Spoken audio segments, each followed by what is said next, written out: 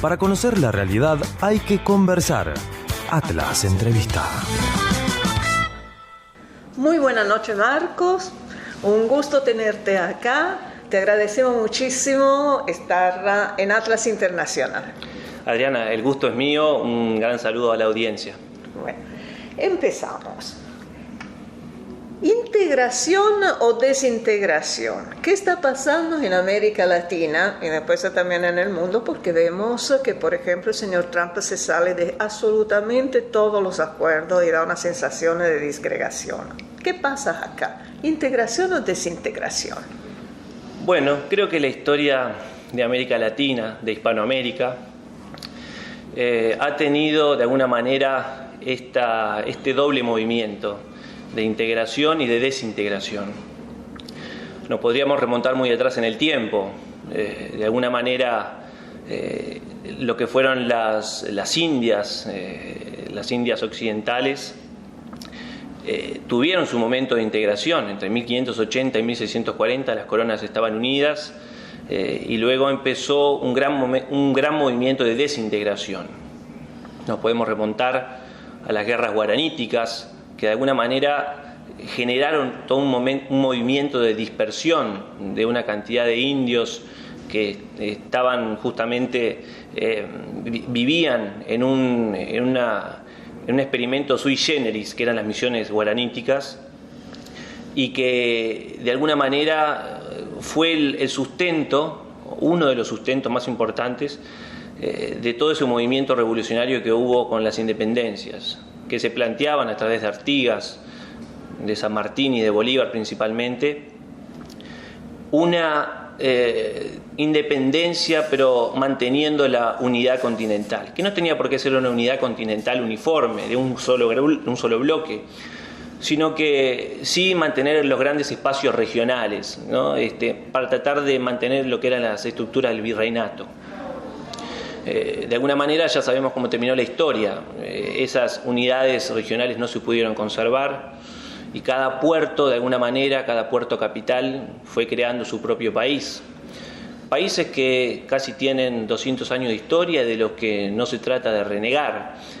Pero lo que sí, Adriana, es importante resaltar es que el mundo hoy nos está exigiendo otras escalas y nos está exigiendo, de alguna manera, revisitar ese pensamiento y esa acción de los líderes integracionistas, líderes independentistas.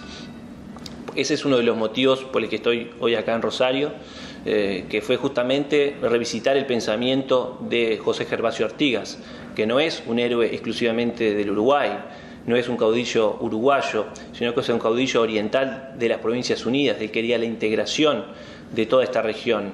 Y junto con Bolívar, de alguna manera, nos trazaron ese horizonte de unidad continental que hoy es más necesario que nunca.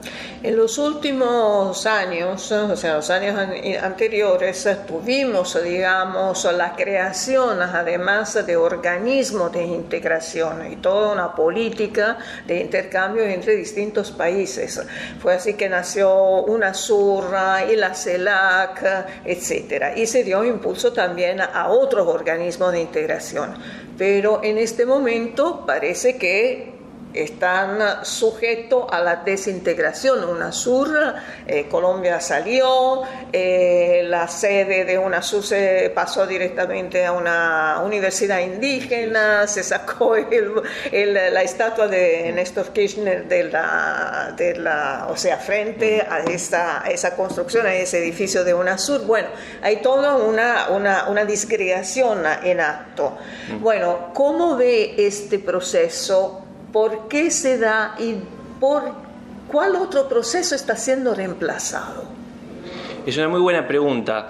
Creo que lo has planteado en los puntos exactos, porque parece un contrasentido que en este momento en que el mundo se agrupa en grandes unidades continentales, en que aparece justamente un proteccionismo y un nacionalismo que plantea cerrar las fronteras y de alguna manera plantear ciertos dilemas para la globalización tal como la estábamos entendiendo hasta ahora, que justamente en América del Sur, para no hablar de América Latina, hablar algo más concreto del sur con la Unión de Naciones Sudamericanas, justamente entremos en una fase, en un proceso de disgregación, ¿no?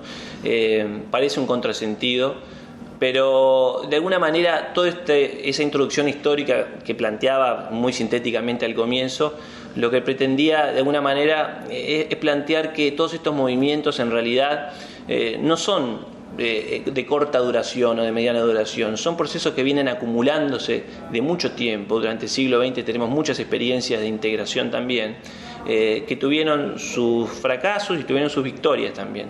Y esa acumulación llegó hasta el siglo XXI con la Comunidad Sudamericana de Naciones. Previamente el Mercosur creo que es un eslabón fundamental, porque el Mercosur de alguna manera lo que plantea es esa integración de Argentina y Brasil. Ahí hay una cuestión que creo que es importante remarcar. Argentina y Brasil hasta esa década del 80 planteaban como hipótesis de conflicto, justamente la hipótesis era el conflicto recíproco. Para Argentina la hipótesis principal era Brasil y para Brasil era Argentina. Después de la guerra de Malvinas eso empieza a cambiar, porque se dan cuenta que la inobservancia del Tratado Interamericano de Asistencia Recíproca, el TIAR, por el que supuestamente Estados Unidos iba a salir en defensa de los países sudamericanos, bueno, en la guerra de Malvinas precisamente no se observa y Estados Unidos apoya a Gran Bretaña. Entonces, a partir de ese momento empieza el diálogo de Argentina y Brasil, nace el Mercosur, y todo eso va derivando en otra serie de acumulaciones como la Comunidad Sudamericana de Naciones, la UNASUR. Pero ¿qué sucede? Creo que la UNASUR de alguna manera es un acontecimiento absolutamente histórico, plantea por primera vez una política sudamericana, pero al mismo tiempo evidentemente se adelantó a su tiempo porque no tenemos un tejido, una cohesión de integración profunda suficiente como para poder sobreponerse a estos avatares que estamos viviendo en estos momentos. Y esto ha quedado a las claras. Hubo cambio en la región desde el punto de vista ideológico, desde el punto de vista de los intereses que están detrás de las nuevas administraciones en países importantes de la región, y eso ha hecho justamente que se vaciara de contenido y que no solamente eso, sino que además de vaciarlo de contenido están justamente tratando de destruir estos instrumentos que hoy los necesitamos de una manera fundamental como para poder aspirar a tener una voz en el concierto internacional. Y en este sentido, por ejemplo, mencionarte que ustedes habrán seguido en su programa lo que ha sido esta Asamblea de Naciones Unidas, donde uno de los reclamos fundamentales de muchos países ha sido ampliar el Consejo de Seguridad de Naciones Unidas. Uno de los países que firmó esa petición fue Brasil, pero entonces uno se plantea, ¿cómo Brasil, la Cancillería brasileña, Itamaraty, puede plantearse seriamente ser un miembro permanente o estar en la mesa chica de las potencias si al mismo tiempo está haciendo todos los esfuerzos por desmontar lo que es la plataforma necesaria que es América del Sur y justamente va en un sentido contrario en su política de integración y de presencia en el mundo, ¿no? Es decir, es difícil de entender cómo se da ese doble movimiento. ¿Qué pasa con los Estados Unidos? Mira, el fenómeno Trump creo que es muy interesante, ha sido disruptivo, evidentemente. Yo creo que, así como han señalado muchos analistas, yo trato de analizar el fenómeno desde la raíz, desde el surgimiento. Trato de no enfocarme tanto en la personalidad de Trump, ¿no? En lo que seguramente todos vamos a estar más o menos de acuerdo sobre lo que opinamos de su forma de ser. Pero trato de ir un poco más al fenómeno, de cómo fue que surgió y a qué representa. Y en ese sentido creo que evidentemente Trump ha representado, a toda esa masa de trabajadores que de alguna manera ha quedado desplazada o se ha sentido afectada directamente por la deslocalización de las industrias principales de Estados Unidos que se han ido al Asia y que generó cinturones de pobreza, de marginación o de precariedad laboral inéditas para los Estados Unidos. Y si a eso le sumamos que Estados Unidos, de repente por su base filosófica, por su base de composición religiosa, digamos, de origen protestante, no ha logrado incorporar a los diferentes grupos étnicos como de repente sucede en América Latina. Creo que esa multiculturalidad multiculturalidad de los Estados Unidos evidentemente está en crisis y ahí está esa expresión, ¿no? Como aparecen los grupos de los afrodescendientes, los grupos de indios que reclaman por tierras, los WASP ahora con Trump, en fin, con los hispanos ni que hablar, todo el tema con la inmigración mexicana. Creo que no se ha logrado integrar suficientemente a Estados Unidos como nación y eso hoy se hace sentir, digamos, ese doble movimiento, ¿no? A través de expresiones a veces muy radicalizadas, con liderazgos que de alguna manera promueven una visión que roza lo xenofóbico y que es absolutamente contraria a lo que es la inclusión. Pero sin embargo, es interesante tratar de entender bien ese fenómeno de Trump, porque él expresa un nacionalismo económico desde una perspectiva liberal, evidentemente, porque él en lo interno ha propuesto justamente quitarle impuestos a los principales capitales, a los más ricos, pero yo observo que él no confunde a Wall Street justamente con lo que es justamente sus principales orientaciones económicas. Lo que quiero decir es lo siguiente: él evidentemente está en guerra con un sector muy fuerte del capitalismo financiero, que no quiere decir que Trump no provenga de un capitalismo también muy arraigado, ¿no? Todo lo que ha sido su trayectoria como empresario de casinos, de hoteles. Pero él está evidentemente en guerra con todo un sector del capitalismo financiero que, hoy podemos ver a través de lo que es la prédica constante de grandes medios de comunicación contra Trump, que, para nosotros es inédito también. Y creo que, de alguna manera, es una oportunidad para los latinoamericanos, en la medida que lo sepamos aprovechar, que tristemente no lo estamos haciendo, el plantear justamente un abroquelamiento, digamos, frente a este modo yo no diría de desglobalización, ¿no? Sino que son diferentes alternativas de globalización. La que propone Trump, evidentemente, es una que trata de que Estados Unidos vuelva a tener el papel que ha ido perdiendo, evidentemente, porque Estados Unidos ya no es el mismo de hace 15 años o 50 años. Pero creo que hay otro, que es el modelo de globalización de la multipolaridad. ¿En qué consistiría? Creo que este es el que América Latina tiene que apostar.